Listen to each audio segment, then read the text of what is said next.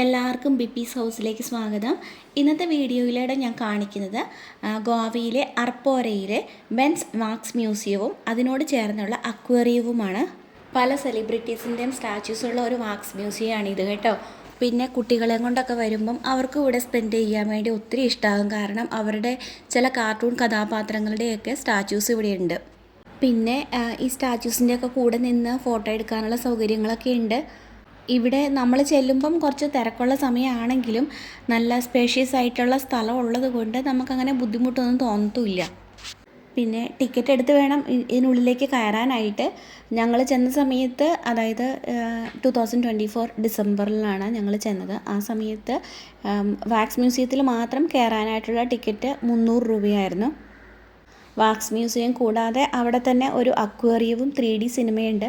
അപ്പം അതിലും കൂടെ കയറണം എന്നുണ്ടെങ്കിൽ വേറെ ടിക്കറ്റ് എടുക്കണം. അതായത് ടിക്കറ്റിൻ്റെ ചാർജ് കൂടുതൽ കൊടുക്കണം.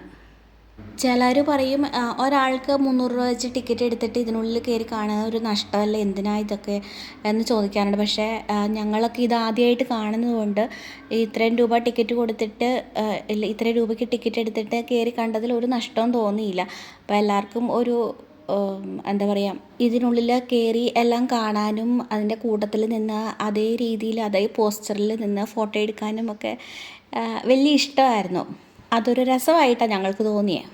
അപ്പോൾ ഗോവയിൽ പോകുന്നവരൊക്കെ ഇതുവരെ വാക്സ് മ്യൂസിയം ഒന്നും കണ്ടിട്ടില്ലാത്ത ആൾക്കാരൊക്കെ ഇതിനുള്ളിലൊന്ന് കയറി കാണുന്നത് നല്ലതായിരിക്കും എന്ന് തന്നെയാണ് ഞാൻ പറയുന്നത്.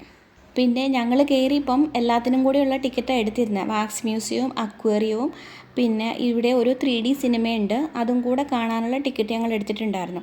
അപ്പം ആദ്യം വാക്സ് മ്യൂസിയമാണ് കണ്ടത്. വാക്സ് മ്യൂസിയം കണ്ടതിന് ശേഷം 3D സിനിമയാണ് കാണാൻ പോയത്. അതും ഒരു രസമായിരുന്നു. പ്രത്യേകിച്ച് പിള്ളേർക്കൊക്കെ ഭയങ്കര ഇഷ്ടമായത്. അത് എങ്ങനെയാണെന്ന് പലർക്കും അറിയാമായിരിക്കും. 3Dയും 7Dയും 9D ഒക്കെ നേരത്തെ കയറിയിട്ടുള്ള ആൾക്കാരുണ്ടായിരിക്കും. പിന്നെ അതിനുള്ളിൽ കണ്ണടയൊക്കെ വെച്ച് കയറിയിരുന്ന സീറ്റൊക്കെ അനങ്ങുമ്പം നമുക്ക് ഫോട്ടോയും വീഡിയോ ഒന്നും എടുക്കാൻ പറ്റില്ലല്ലോ. പിന്നെ അതിനുള്ളിൽ എങ്ങനെയായിരുന്നു വെച്ച് കഴിഞ്ഞിട്ടുണ്ടെങ്കിൽ റൈഡ്സിലൂടെയൊക്കെ കയറി പോകുന്ന പോലെയായിരുന്നു. നമ്മുടെ മേത്തേക്ക് വെള്ളം തെറിക്കുകയും ഒക്കെ ചെയ്യുന്നുണ്ടായിരുന്നു. പിന്നെ കടലിൻ്റെ മേലെ കൂടെയും പിന്നെ വലിയ വലിയ കുന്നുകളുടെ മേലെ കൂടെയൊക്കെയുള്ള വലിയ റൈഡ്സിൽ കൂടെയൊക്കെ കയറി ഇറങ്ങി പോകുന്ന പോലെയൊക്കെയായിരുന്നു. സത്യം പറഞ്ഞു കഴിഞ്ഞാൽ എനിക്ക് ഈ സംഭവങ്ങളൊക്കെ ശരിക്കും റൈഡ്സിൽ കയറുന്നത് പോലും എനിക്ക് ഭയങ്കര പേടിയാണ്. അപ്പോൾ ഞാൻ പകുതി സമയം സത്യം പറഞ്ഞു കഴിഞ്ഞിട്ടുണ്ടെങ്കിൽ കണ്ണടച്ചിരിക്കുകയായിരുന്നു. ബാക്കി എല്ലാവരും കുട്ടികളടക്കം നല്ല പോലെ എൻജോയ് ചെയ്തു. അവരുടെ കൂട്ടത്തിലിരുന്ന് അവരുടെ ഒച്ചയും ബഹളവും ചിരിയും ഒക്കെ കേട്ട് ഞാനും എൻജോയ് ചെയ്തു. പിന്നെ ഈ 3D സിനിമ കഴിഞ്ഞിട്ടാണ് അക്വേറിയത്തിൽ കയറിയത്. ഇതും വളരെ നല്ലതായിരുന്നു കേട്ടോ.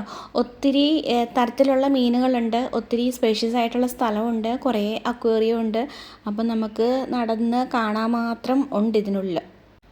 പിന്നെ ഇവിടെ വരുന്നവരൊക്കെ ഒരു 1.5 മണിക്കൂർ സ്പെൻഡ് ചെയ്യേണ്ടി വരും എന്ന് കരുതിക്കൊണ്ട് തന്നെ വേണം വരാനായിട്ട്. കാരണം കുറച്ച് തിരക്കൊക്കെയുള്ള സമയമാണെന്നുണ്ടെങ്കിൽ, ഇപ്പം വാക്സ് മ്യൂസിയത്തിലൊക്കെ കയറി ഫോട്ടോ ഒക്കെ എടുക്കണമെന്നുണ്ടെങ്കിൽ വേറെ ആൾക്കാർ ഈ സ്റ്റാച്യൂസിൻ്റെയൊക്കെ കൂട്ടത്തിൽ നിന്ന് ഫോട്ടോ എടുക്കുന്നുണ്ടെങ്കിൽ അവരെ മാറിയിട്ട് വേണം നമുക്ക് അവിടെ നിന്ന് ഫോട്ടോ എടുക്കാനായിട്ട്.